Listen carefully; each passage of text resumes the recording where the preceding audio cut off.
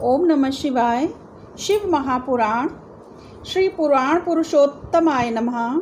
श्री गणेशाय नमः। श्री शिव महापुराण विद्येश्वर संहिता अध्याय 1।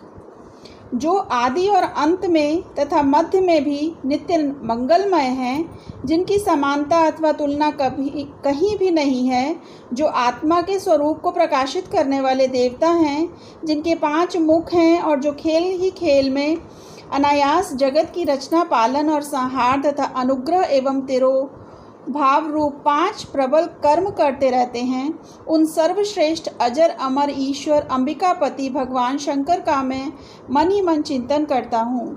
व्यास जी कहते हैं, जो धर्म का महान क्षेत्र है और जहाँ गंगा यमुना का संगम हुआ है, उस परम पुण्यमय प्रयाग में जो ब्रह्मलोक का मार्ग है, सत्यव्रत में तत्पर रहने वाले महातेजस्वी महाभाग महात्मा मुनियों ने एक विशाल ज्ञान यज्ञ का आयोजन किया।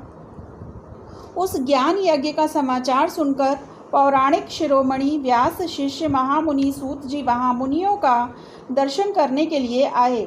तो सूत जी को आते देख वे सब मुनि उस समय हर्ष से खिल उठे और अत्यंत प्रसन्न चित्त से उन्होंने उनका विधिवत स्वागत और सत्कार किया।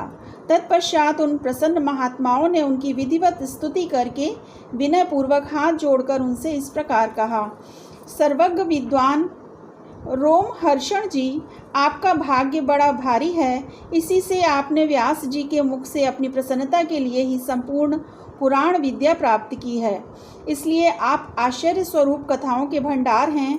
ठीक उसी तरह जैसे रत्नाकर समुद्र बड़े बड़े सारभूत रत्नों का आगार है, तीनों लोकों में भूत वर्तमान और भविष्य तथा और भी जो कोई वस्तु है, वह आपसे अज्ञात नहीं है। आप हमारे सौभाग्य से इस यज्ञ का दर्शन करने के लिए यहाँ पधार गए हैं और इसी व्यास से हमारा सब कुछ कल्याण करने वाले हैं। क्योंकि आपका आगमन निरर्थक नहीं हो सकता, हमने पहले भी आपसे शुभाशुभ तत्व का पूरा वर्णन सुना है, किंतु उससे तृप्ति नहीं होती। हमें उसे सुनने की बारंबार इच्छा होती है। उत्तम बुद्धि वाले सूत जी, इस समय हमें एक ही बात सुननी है। यदि आपका अनुग्रह हो तो गोपनीय होने पर भी आप उस विषय का वर्णन करें। घोर कलयुग आने पर मनुष्य पुण्य कर्म से दूर होंगे, दुराचार में फंस जाएंगे और सबके सब सत्य भाषण से मुंह फेर लेंगे, दूसरों की निंदा में तत्पर होंगे, पराये धन को हड़प लेने की इच्छा करेंगे, उनका मन पराई स्त्रियों में आसक्त होगा तथा वे दूसरे प्राणियों की हिंसा किया करेंगे, अपने शरीर को ही आत्मा समझेंगे, मूढ़ नास्तिक और पशु बुद्धि रखने वाले होंगे, माता पिता से द्वेष रखेंगे, ब्राह्मण लोभ रूपी ग्राह के ग्रास बन जाएंगे, वेद बेचकर जीविका चलाएंगे, धन का उपार्जन करने के लिए ही विद्या का अभ्यास करेंगे और मद से मोहित रहेंगे, अपनी जाति के कर्म छोड़ देंगे, प्राय दूसरों को ठगेंगे, तीनों काल की संध्योपासना से दूर रहेंगे और ब्रह्म ज्ञान से शून्य होंगे।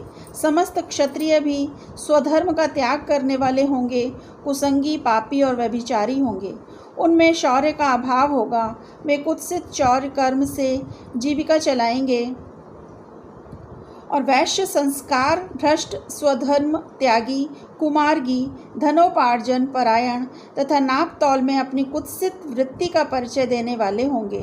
इसी तरह शूद्र ब्राह्मणों के आचार में तत्पर होंगे, उनकी आकृति उज्ज्वल होगी, अर्थात वे अपना कर्म धर्म छोड़कर उज्ज्वल वेशभूषा से विभूषित हो व्यर्थ घूमेंगे।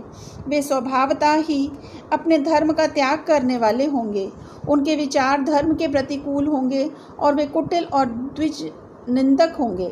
यदि धनी हुए तो कुकर्म में लग जाएंगे और विद्वान हुए तो वाद विवाद करने वाले होंगे। अपने को कुलीन मानकर चारों वर्णों के साथ वैवाहिक संबंध स्थापित करेंगे, समस्त वर्णों को अपने संपर्क से भ्रष्ट करेंगे। वे लोग अपनी अधिकार सीमा से बाहर जाकर द्विजोचित सत्कर्मों का अनुष्ठान करने वाले होंगे किसी से, और वे स्त्रियां कलयुग में प्राय सदाचार से भ्रष्ट और पति का अपमान करने वाली होंगी, किसी से भय नहीं मानेंगी, मलिन भोजन करेंगी, कुत्सित हाव भाव में तत्पर होंगी। सूत जी कहते हैं, इस तरह जिनकी बुद्धि नष्ट हो गई है, जिन्होंने अपने धर्म का त्याग कर दिया है, ऐसे लोगों को इहलोक और परलोक में उत्तम गति कैसे प्राप्त होगी। इसी चिंता से हमारा मन सदा व्याकुल रहता है। परोपकार के समान दूसरा कोई धर्म नहीं है। अतः जिस छोटे से उपाय से इन सब के पापों का तत्काल नाश हो जाए, उसे इस समय कृपा पूर्वक बतलाइए, क्योंकि आप समस्त सिद्धांतों के ज्ञाता हैं। तो व्यास जी कहते हैं, उन भवितात्मा मुनियों की यह बात सुनकर सूत जी मन ही मन भगवान शंकर का स्मरण करके उनसे इस प्रकार बोले। ओम नमः शिवाय। शिव जी सदा सहाय। ओम नमः शिवाय।